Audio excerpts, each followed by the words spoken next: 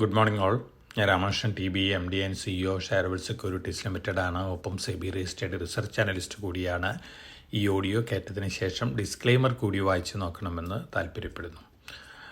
ഇന്ന് നമ്മൾ എക്സ്പെക്റ്റ് ചെയ്യുന്നത് സ്ലൈറ്റ്ലി ബെറ്റർ ഓപ്പണിംഗ് തന്നെയാണ്. ഏഷ്യൻ മാർക്കറ്റ് സിറ്റുവേഷൻ നോക്കുകയാണെങ്കിൽ ഓൾമോസ്റ്റ് എല്ലാ മാർക്കറ്റുകളും വീക്കായിട്ടാണ് ഏഷ്യയിൽ ട്രേഡ് ചെയ്യുന്നത്. ഇന്നലെ അമേരിക്കൻ മാർക്കറ്റ് സിറ്റുവേഷൻ നോക്കുകയാണെങ്കിൽ നാസ്ഡാക്ക് ഇന്നലെ പുതിയ റെക്കോർഡ് ഹൈ വീണ്ടും ഹിറ്റ് ചെയ്തിരിക്കുകയാണ്. S&P 500 ബെറ്റർ ആയിട്ടാണ് ക്ലോസ് ചെയ്തിരുന്നത്. ഡൗ ജോൺസ് മാത്രമാണ് സ്ലൈറ്റ്ലി വീക്കായിട്ട് ക്ലോസ് ചെയ്തിട്ടുള്ളത്. വൊളാറ്റിലിറ്റി ഇൻഡെക്സ് S&P 500 വിക്സ് നോക്കുകയാണെങ്കിൽ 11.94 ക്ലോസ് ചെയ്തത്. മിനിഞ്ഞാന്ന് അത് 12.04 ആയിരുന്നു. ഇതും ഇൻഡിക്കേറ്റ് ചെയ്യുന്ന ഒരു പോസിറ്റീവ് ഓപ്പണിങ്ങിനെ തന്നെ, പോസിറ്റീവ് സെൻറ്റിമെൻറ്റിന് തന്നെയാണ് അമേരിക്കയിൽ. ഇന്നലെ നമ്മൾ അമേരിക്കൻ മാർക്കറ്റിലെ സിറ്റുവേഷൻ നോക്കുകയാണെങ്കിൽ NVIDIA വീണ്ടും പുതിയ ഹൈ ഹിറ്റ് ചെയ്തിരിക്കുകയാണ്. അതോടൊപ്പം തന്നെ ആപ്പിൾ ഇൻഡസ്ട്രീസിൻ്റെ മാർക്കറ്റ് ക്യാപ്പ് $3.29 ട്രില്യൺ ആയിട്ട് ഉയർന്നിരിക്കുകയാണ്.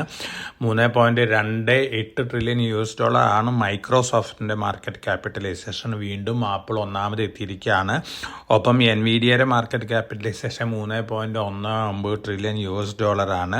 തീർച്ചയായിട്ടും technology related, generative artificial intelligence related chip സ്റ്റോക്കുകളാണ് വീണ്ടും അമേരിക്കയിൽ റാലി ചെയ്തുകൊണ്ടിരിക്കുന്നത്. പോസിറ്റീവ് സ്റ്റേറ്റ്മെൻറ്റുകൾ തന്നെയാണ് അതാത് മാനേജ്മെൻറ്റുകളുടെ ഭാഗത്തു നിന്നും വന്നുകൊണ്ടിരിക്കുന്നത്. അതുകൊണ്ട് തന്നെ ടെക്നോളജി സ്റ്റോക്കിലുള്ള റാലി കണ്ടിന്യൂ ചെയ്യാനുള്ള ചാൻസസ് ആണ് കാണുന്നത്. ഇന്നലെ യൂറോപ്യൻ മാർക്കറ്റുകളെല്ലാം തന്നെ സ്ലൈറ്റ്ലി വീക്കായിരുന്നു. ഒപ്പം നമ്മുടെ മാർക്കറ്റ് നോക്കുകയാണെങ്കിൽ ഇന്നലെ പുതിയ റെക്കോർഡ് ഹൈ വീണ്ടും ഹിറ്റ് ചെയ്തിരിക്കുകയാണ്. ഇന്നും അത്തരത്തിലുള്ള പുതിയ റെക്കോർഡ് ഹൈകൾ ഹിറ്റ് ചെയ്യാനുള്ള ചാൻസസ് ഉണ്ട്. എന്നിരുന്നാലും വൊളാറ്റിലിറ്റി ഒക്കെ നമുക്ക് എക്സ്പെക്റ്റ് ചെയ്യാം. കമോഡിറ്റികളുടെ കാര്യം എടുക്കുകയാണെങ്കിൽ സ്ലൈറ്റ്ലി വീക്കായിട്ടാണ് കമോഡിറ്റികൾ ഇന്നലെ ക്ലോസ് ചെയ്തിട്ടുള്ളത്. ഇന്ന് മോർണിംഗിൽ ഓൾമോസ്റ്റ് അതേ ലെവലിൽ തന്നെയാണ്. ഗോൾഡ് $2,321 പെർ ഔൺസിനാണ് ഓഗസ്റ്റ് ഫ്യൂച്ചേഴ്സ് ട്രേഡ് ചെയ്യുന്നത്. അതോടൊപ്പം തന്നെ ബ്രെൻഡ് ക്രൂഡ് ഓയിൽ $82.35 പെർ ബാരലിനാണ് മോർണിംഗിൽ ട്രേഡ് ചെയ്യുന്നത്. തീർച്ചയായിട്ടും അമേരിക്കയിൽ ഇന്നലെ വന്നിട്ടുള്ള പ്രൊഡ്യൂസർ പ്രൈസ് ഇൻഡെക്സ് ആണ്. ഹോൾസെയിൽ ഇൻഫ്ലേഷൻ ഡാറ്റയാണ്. ഇത് ബിലോ എക്സ്പെക്റ്റേഷൻ ആയിരുന്നു. അതുകൊണ്ട് തന്നെ അമേരിക്കൻ ഇൻവെസ്റ്റേഴ്സിൻ്റെ ഭാഗത്ത് വീണ്ടും ഒരു എക്സ്പെക്റ്റേഷൻ ഉണ്ട്. US ഫെഡ് ഒരു പക്ഷേ ഒന്നിൽ കൂടുതൽ പ്രാവശ്യം ഇൻട്രസ്റ്റ് റേറ്റ് 2024 കട്ട് ചെയ്യുന്നുള്ളൊരു എക്സ്പെക്റ്റേഷൻ ഉണ്ട്. അതുകൊണ്ട് തന്നെ ഒരു പോസിറ്റീവ് സെൻറ്റിമെൻ്റ് ആണ് പൊതുവെ അമേരിക്കൻ മാർക്കറ്റിലുള്ളത്. ഒപ്പം ഇൻ്റർനാഷണൽ എനർജി അസോസിയേഷൻ്റെ ന്യൂസുകൾ വന്നിരിക്കുന്നത് 2030 ആകുമ്പോഴേക്കും വലിയ രീതിയിലുള്ള സർപ്ലസ് ആണ് ക്രൂഡ് ഓയിൽ എക്സ്പെക്റ്റ് ചെയ്യുന്നത്. ക്രൂഡ് ഓയിൽ പ്രൈസ് 2030 ആകുമ്പോഴേക്കും താഴെ വരുന്നുള്ളൊരു പ്രഡിക്ഷനാണ് ഇന്ന് മോർണിംഗിൽ പുറത്ത് വന്നിട്ടുള്ള ഇൻ്റർനാഷണൽ എനർജി അസോസിയേഷൻ്റെ റിപ്പോർട്ട് സൂചിപ്പിക്കുന്നത്. പ്രധാനമായിട്ടും പറയുന്ന കാരണങ്ങൾ wind, solar power energy production increase ചെയ്യുന്നതാണ്. അതുകൊണ്ട് തന്നെ ക്രൂഡ് ഓയിലിൽ വളരെ കുറവ് ഡിമാൻഡ് ഉണ്ടാവുള്ളൂ ഓട്ടോമൊബൈൽ രംഗത്ത് നിന്നുള്ളൊരു എക്സ്പെക്റ്റേഷനാണുള്ളത്. തീർച്ചയായിട്ടും ക്രൂഡ് ഓയിൽ ഇമ്പോർട്ട് ചെയ്യുന്ന രാജ്യങ്ങളെ സംബന്ധിച്ച് പോസിറ്റീവായിട്ടുള്ള ന്യൂസാണ്. ഇനി നമ്മൾ ഡൊമസ്റ്റിക് ആയിട്ടുള്ള ന്യൂസ് ഫ്ലോസ് നോക്കുകയാണെങ്കിൽ ധാരാളം പോസിറ്റീവ് ന്യൂസ് ഫ്ലോസ് വന്നുകൊണ്ടിരിക്കുകയാണ്. ഗവൺമെൻറ് ഇന്നലെ ട്രസ്റ്റ് കൊടുത്തിരിക്കുന്നത്, ഇന്നലെ പറഞ്ഞിരിക്കുന്നത് ഡിഫൻസ് മാനുഫാക്ചറിങ്ങിനെ വലിയ രീതിയിൽ വീണ്ടും പുഷ് കൊടുക്കുന്നതാണ് ഗവൺമെൻറ് പറഞ്ഞിട്ടുള്ളത്. തീർച്ചയായിട്ടും നമ്മുടെ ഡിഫൻസ് റിലേറ്റഡ് കമ്പനികളെ സംബന്ധിച്ച് പോസിറ്റീവാണ്. പ്രത്യേകിച്ച് HAL, അതുപോലെ തന്നെ Bharat dynamics, Bharat electronics, data patterns, ധാരാളം ഡിഫൻസ് റിലേറ്റഡ് കമ്പനികളുണ്ട്. ഈ കമ്പനികളെ സംബന്ധിച്ചെല്ലാം പോസിറ്റീവായിട്ടുള്ള ന്യൂസാണ്. കോൺഫെഡറേഷൻ ഓഫ് ഇന്ത്യൻ ഇൻഡസ്ട്രി അവരുടെ വിഷ് ലിസ്റ്റ് കൊടുത്തിട്ടുണ്ട്. ഫിനാൻസ് മിനിസ്റ്റർക്ക് ബഡ്ജറ്റിൽ എന്തൊക്കെയാണ് ഉൾപ്പെടുത്തേണ്ടതെന്നുള്ള ആഗ്രഹങ്ങളാണ് അവർ പ്രകടിപ്പിച്ചിട്ടുള്ളത്. ഇൻഫ്രാസ്ട്രക്ചർ സ്റ്റാറ്റസ് ഹോസ്പിറ്റാലിറ്റി രംഗത്തിന് കൊടുക്കാനായി ഡിമാൻഡ് ചെയ്തിട്ടുണ്ട്. കഴിഞ്ഞ 2-3 വർഷമായിട്ട് കണ്ടിന്യൂസ് ആയിട്ട് ഡിമാൻഡ് ചെയ്തിട്ടുള്ളതാണ്. പക്ഷേ ഇതുവരെ അത് ഫുൾഫിൽ ആയിട്ടില്ല. ഒരു പക്ഷേ ഈ വർഷം അത് ഉണ്ടാവുമെന്നുള്ളൊരു പ്രതീക്ഷയുണ്ട്. ഒപ്പം GST ആണ് ഇമ്പോർട്ടൻ്റ്. പെട്രോൾ, ഡീസൽ, അതുപോലെ തന്നെ മറ്റു പെട്രോളിയം പ്രൊഡക്റ്റുകളെയൊക്കെ GSTയിൽ ഉൾപ്പെടുത്തുന്നതാണ് പറഞ്ഞിരിക്കുന്നത്. റിയൽ എസ്റ്റേറ്റിനെയും അതുപോലെ തന്നെ ഇലക്ട്രിസിറ്റിനെയും കൂടി GSTയുടെ അണ്ടറിൽ വരുത്തണം എന്നുള്ള ഡിമാൻഡും കൂടിയുണ്ട്. ഇതിലേതെങ്കിലുമൊക്കെ ആക്സെപ്റ്റ് ചെയ്യുകയാണെങ്കിൽ അതാത് സെക്ടറിനെ സംബന്ധിച്ച് പോസിറ്റീവായിട്ടുള്ള ന്യൂസ് ആയിരിക്കും. ഇന്നലെ L&T ഫിനാൻസിൻ്റെ ഇൻസ്റ്റിറ്റ്യൂഷൻസ് സ്റ്റേക്ക് വിട്ടിട്ടുള്ളതിൽ ബൈ ചെയ്തിട്ടുള്ളത് മോർഗൻ സ്റ്റാൻലി ആണ് മെജോറിറ്റി ബൈ ചെയ്തിട്ടുള്ളത്. അതോടൊപ്പം തന്നെ L&Tയും വാങ്ങിയിട്ടുണ്ട്, പാരൻറ്റ് കമ്പനിയും വാങ്ങിയിട്ടുണ്ട്. തീർച്ചയായിട്ടും L&T ഫിനാൻസിനെ സംബന്ധിച്ച് പോസിറ്റീവായിട്ടുള്ള ന്യൂസാണ്. L&T പാരൻറ്റ് കമ്പനിക്ക് ഇന്നലെ 2,500 മുതൽ 5,000 കോടി രൂപ വരെ ഇടയിലുള്ളൊരു ഓർഡർ ONGC നിന്ന് കിട്ടിയിട്ടുണ്ട്. തീർച്ചയായിട്ടും L&Tനെ സംബന്ധിച്ച് ധാരാളം പോസിറ്റീവ് ന്യൂസ് വന്നുകൊണ്ടിരിക്കുകയാണ്.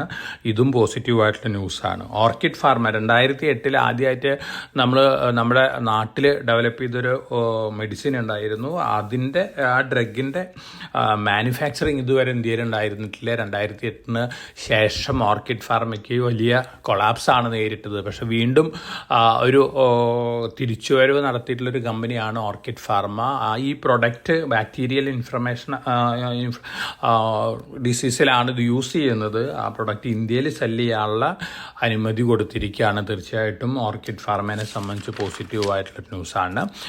ഒപ്പം നമ്മൾ ഫെയും faster adoption of and manufacturing of electric vehicles ഉണ്ട്. ഇത് ഫെയിം 1, 2 ഒക്കെ ഉണ്ടായിരുന്നു. 3 ബഡ്ജറ്റിൽ അനൗൺസ് ചെയ്യുന്ന പറയുന്നത്. 2 വീലർ, 3 വീലർ, അതുപോലെ തന്നെ 4 വീലറിനൊക്കെ വലിയ രീതിയിലുള്ള സബ്സിഡി ഇലക്ട്രിക് വെഹിക്കിളിന് വീണ്ടും ഓഫർ ചെയ്യുന്നതാണ് പറയുന്നത്. അങ്ങനെ വരികയാണെങ്കിൽ തീർച്ചയായിട്ടും 2 വീലർ കമ്പനികളായ കൈനറ്റിക് എഞ്ചിനീയറിംഗ്, അതുപോലെ തന്നെ ഗ്രീവ്സ് കോട്ടൺ, അതുപോലെ തന്നെ TVS Motors, Hero MotoCorp, Bajaj Auto, ഈ കമ്പനികളെ സംബന്ധിച്ച് ടാറ്റ മോട്ടോഴ്സ്, അതുപോലൊപ്പം തന്നെ EV രംഗത്തുള്ള 4 വീലറിനെ സംബന്ധിച്ച് പോസിറ്റീവായിട്ടുള്ള ന്യൂസ് ആയിരിക്കും. ഡിക്സൺ ടെക്നോളജി അടുത്ത 3 വർഷത്തേക്ക് വലിയ എക്സ്പാൻഷനാണ് പ്ലാൻ ചെയ്യുന്നത്. ഒപ്പം ഇലക്ട്രിക് വെഹിക്കിൾ കമ്പോണൻറ്റ് മാനുഫാക്ചറിങ് രംഗത്തേക്കും കടക്കുകയാണ്. തീർച്ചയായിട്ടും വളരെ പോസിറ്റീവായിട്ടുള്ള ന്യൂസാണ്. ഒപ്പം ധാരാളം പുതിയ കോൺട്രാക്റ്റുകളും ഡിക്സൺ എക്സ്പെക്റ്റ് ചെയ്യുന്നുണ്ട്. അതുകൊണ്ട് തന്നെ ഒരു പക്ഷേ ഡിക്സൺ വീണ്ടും മുന്നേറാനുള്ള ചാൻസാണ് കാണുന്നത്. ഡെറ്റ് ഫ്രീ കമ്പനിയാണ്, വളരെ ലോ ഇക്വിറ്റി ബേസ് ഉള്ളൊരു കമ്പനിയാണ്. 2 രൂപയാണ് ഫേസ് വാല്യൂ. കറണ്ട് ലെവലിൽ നിന്ന് വീണ്ടും മുന്നേറാനുള്ള ചാൻസസ് തന്നെയാണ് കാണുന്നത്.